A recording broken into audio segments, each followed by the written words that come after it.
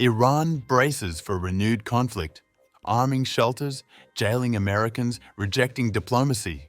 The IRGC slams peace talks as a satanic betrayal, calling resistance the only path. With ceasefire denials and nuclear threats back on the table, tensions boil. The Middle East teeters. Was the war ever truly over?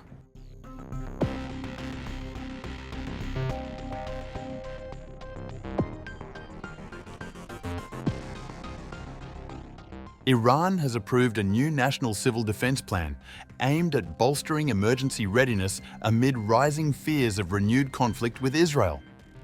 The move comes just days after Israeli media warned of a potential second round of fighting, following a 12-day war in June.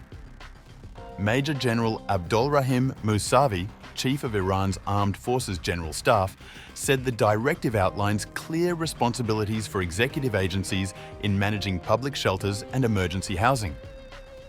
Mousavi noted that Iran's armed forces are now advancing preparedness across short, medium, and long-term timelines, efforts that extend beyond the military to include civilian infrastructure and public safety.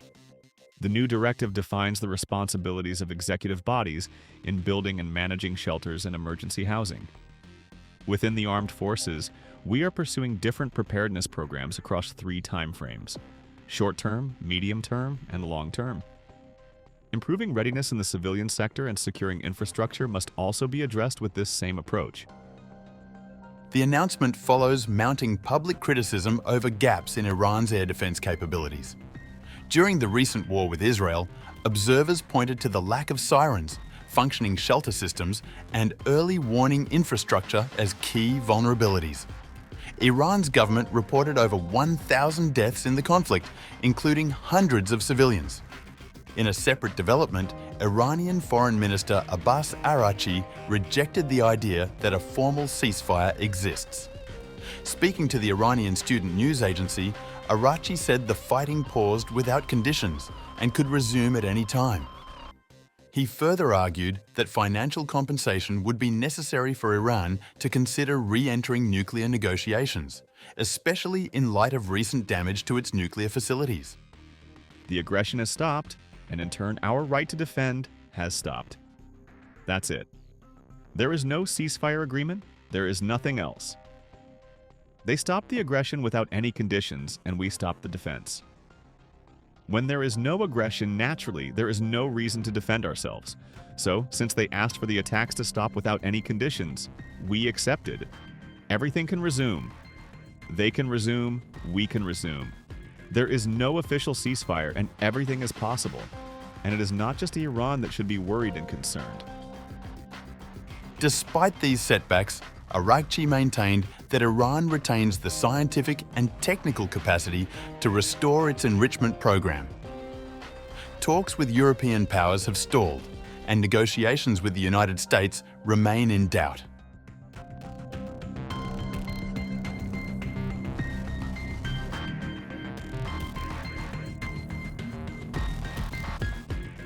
According to a report by the New York Times, citing human rights groups and legal sources, at least 4 Iranian American citizens are currently detained in Iran.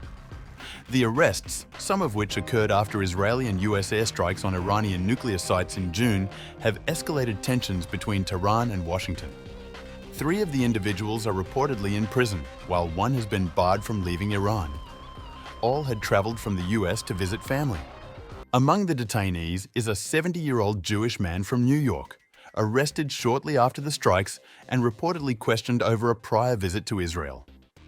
A California woman, also arrested in June, was held at Evin Prison before it was damaged in an Israeli attack.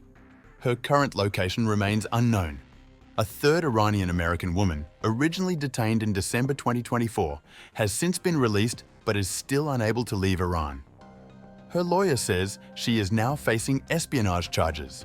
In the 4th case, Reza Valizadeh, a U.S. Iranian journalist and former Radio Farda employee, has been sentenced to 10 years in prison for alleged collaboration with a hostile government. Iranian officials, speaking on the condition of anonymity, described the detentions as part of a broader effort to counter suspected foreign intelligence activity. President Masoud Pezeshkian, however, has urged diaspora Iranians to return, saying their safety will be guaranteed. The U.S. State Department has reiterated warnings against travel to Iran, citing an unprecedented crackdown on dual nationals. Families of several detainees have requested anonymity due to fears over their relatives' safety.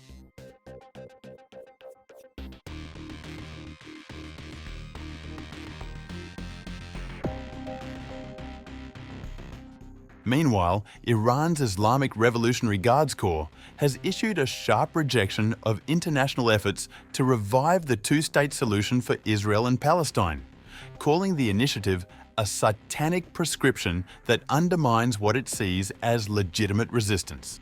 The statement came just days after a UN-backed conference, co-chaired by France and Saudi Arabia, concluded in New York.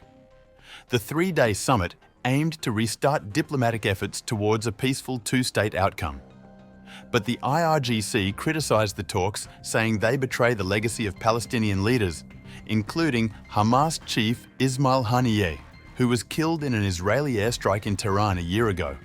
In a message commemorating Haniyeh's death, the IRGC reiterated its hardline position. These satanic efforts are prescribing a two-state solution to end the Palestinian issue. But the resistance remains firm on the path of martyr Haniyeh and others. We do not recognize Israel. Never, never, never. The statement framed Haniyeh's killing not just as a loss to Hamas, but as an attack on Iran's broader strategy of resistance. The IRGC described the ongoing war in Gaza as a form of genocide aimed at expanding Israeli and Western influence in the Muslim world. Those who engineered the genocide in Gaza are undoubtedly pursuing larger goals, the swallowing of the Muslim world's rich and strategic regions. But with God's help, the breaking of global silence and the surge of anti-Zionist international protest will shatter the hopes and ambitions of the Zionist American criminal band, which must now await the unmasking of its hidden fate. Iran's military also accused Israel of committing war crimes by using siege tactics and starvation against civilians. It called on international institutions to impose sanctions on what it referred to as the Zionist American criminal band. Citing the October 7th Hamas-led attack and the subsequent war, the IRGC said the campaign in Gaza had evolved into a strategic doctrine for resistance, one fueled by the blood of fallen leaders and the perceived failure of diplomatic routes.